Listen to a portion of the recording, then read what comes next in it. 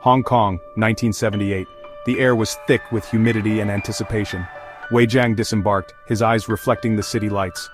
10 years he had trained, honing his body and mind in the mountains. Now, he was home. Peaceful Willow Village. His childhood haven awaited.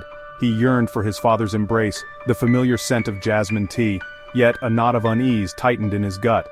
His father's last letter echoed in his mind. "Son, our village needs you." The words, heavy with unspoken truths, spurred him forward. Gone was the idyllic tranquility Wei remembered. Replacing it, a palpable fear hung in the air.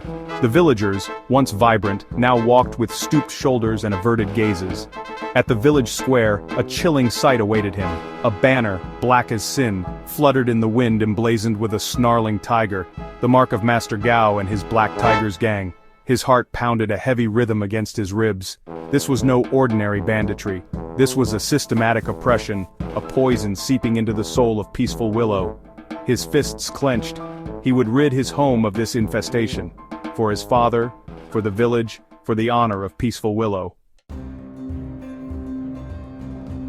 Old Man Li, his father's closest friend, recounted the horrors with trembling hands.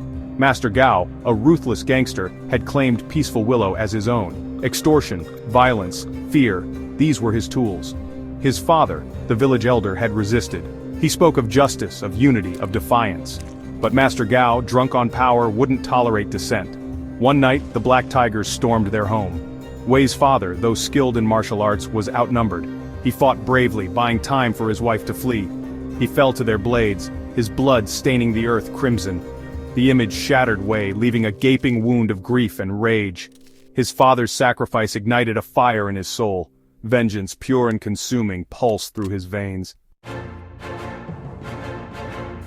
Sleep offered no respite. Nightmares plagued him, his father's dying gasps echoing in his ears. The Black Tiger's sneering faces fueled the inferno within him. He trained relentlessly, each strike fueled by a potent cocktail of grief and fury. His body moved with lethal grace, honed by years of discipline. Yet a nagging doubt gnawed at him.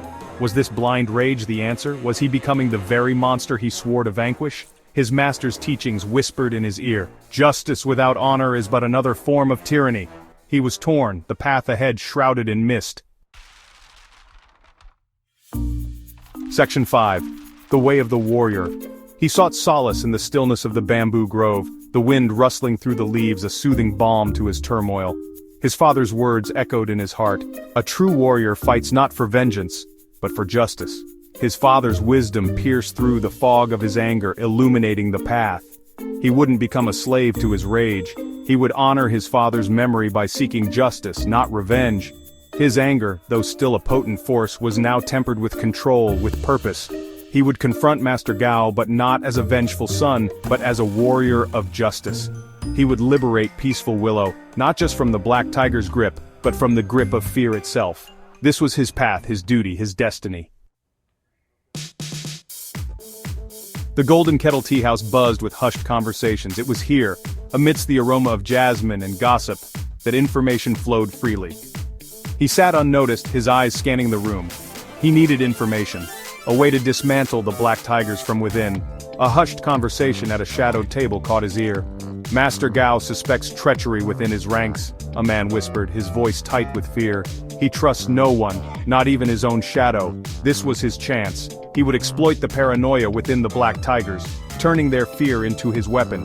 He would become a phantom, a whisper in the wind, sowing seeds of discord.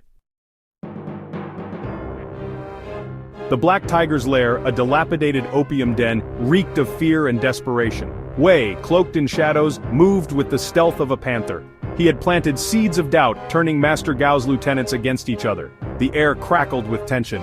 Master Gao, a mountain of a man with eyes as cold as steel, sat upon his throne of ill-gotten gains. The room was in chaos, his men turning on each other. Wei stepped into the circle of chaos, his face now illuminated by the flickering oil lamp. "Your reign of terror ends tonight, Master Gao!" His voice resonated cold and steady.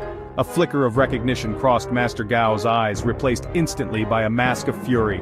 The fight was swift, brutal, a dance of death beneath the flickering lamplight. Master Gao, despite his size, was no match for Wei's speed and precision. Each strike, fueled by righteous fury, chipped away at the gangster's defenses. Yet even in the heat of battle, Wei remained in control.